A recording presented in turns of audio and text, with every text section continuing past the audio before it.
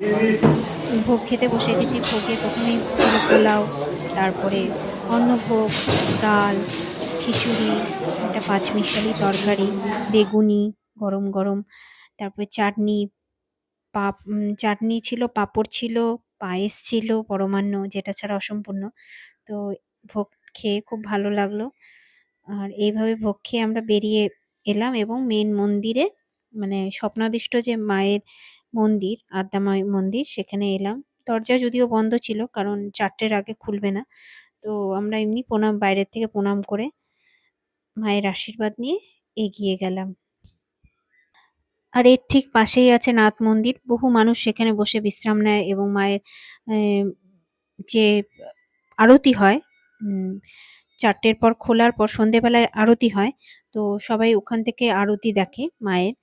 আমার বিয়ের আগের দিনও আমার মা-বাবার সাথে এসে আমি আদ্যা মন্দিরে পুজো দিয়েছিলাম এবং আমার মেয়ের অন্নপ্রাশনও এই মন্দিরে মুরাল মহারাজের হাতেই হয়েছিল। আশীর্বাদ করেছিলেন উনি। আর আজকেও দেখলাম অফিস ঘরে উনি বসে আছেন। সেই সৌভাগ্যে উনার কাছ থেকে একটু আশীর্বাদ আমরা সবাই নিয়ে নিলাম। আজকে যেহেতু পূর্ণিমা, তাই প্রচুর পরিমাণ ভিড় দেখেই বোঝা যাচ্ছে, কারণ পূর্ণিমা তিথি খুব ভালো। অঘ্রাণ মাসের পূর্ণিমা, তাই যথেষ্ট ভালো পূর্ণিমার দিন, তাই ভিড়, মানে জনসংখ্যাও এইজন্য বেশি। এটা দেখুন পুরো কুপনের লাইন ছিল। কুপনের আমরা এখানে এসে বসেছিলাম। এই মন্দিরের পাশেই, আদ্যা মন্দিরের পাশেই একটা শিব মন্দির আছে। সেখানে সবাই পুজো অর্চনা করছে। তো আমরা সেখানে একটু বসেছিলাম। তো সেখানেও দেখতে পেলাম অজস্র লোক এখনো লাইনে দাঁড়িয়ে আছে। প্রায় দু ২-৩ ব্যাচ খাওয়ানো হয়ে গেছে। কিন্তু কুপনের লাইন কিন্তু লম্বা। কারণ বেলা ৩টে পর্যন্ত কুপন দেওয়া হয়। তো তাই জন্য কুপন সংগ্রহ করছিলেন যারা এসছেন পুজো দিতে। আর আজকের দিনটা সত্যি খুব ভালো ছিল। আমার মেয়ের জন্মদিনের দিনই, পূর্ণিমার দিনই পড়েছে। আ মায়ের দর্শন হলো। আর এই বছরে একটা দিনই মায়ের কাছে আসা হয়। আ ভালো লাগে। আসতে হয়তো আমাদের মন সবসময় চায়, কিন্তু সংসারের সবকিছু করে, সব সামলে আসা হয় না। সত্যি অদ্ভুত একটা শান্তি লাগে মন্দিরে এলে। এইবার আমরা গুটি পায়ে, সবকিছু হয়ে গেছে, পুজো দেওয়া, ভোগ খাওয়া খুব সুন্দরভাবে সবকিছু সম্পন্ন হলো।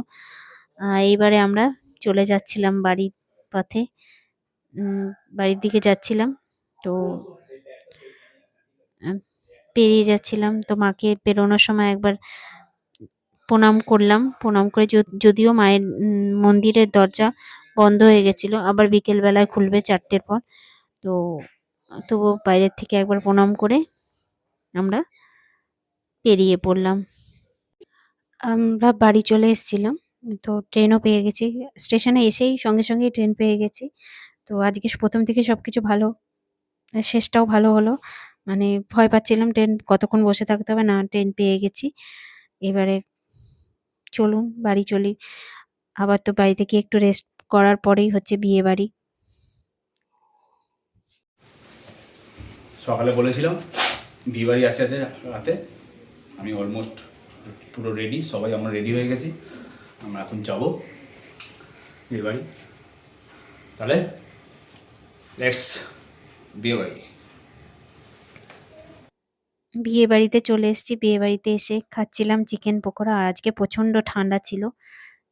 তাই শীতকালের বিয়ে মানে ঠান্ডার বস্ত্র, বিরক্তিকর একটা ব্যাপার। যাই হোক, এবারে খেতেও বসে গেছি সবাই মিলে। আর খাবার মেনু আইটেম সবকিছুই খুব ভালোই ছিল। তো আমরা সবাই একসাথে খেতে বসে গেছি। আর বিয়েবাড়িতে এসে বউয়ের সাথে একটাও ছবি তোলা হলো না। মানে যখন এসছি তখনও আশীর্বাদ পর্ব চলছিল। আর এখন যখন খেয়ে-দেয়ে উঠে ভাবলাম একটা ছবি তুলবো সবাই মিলে।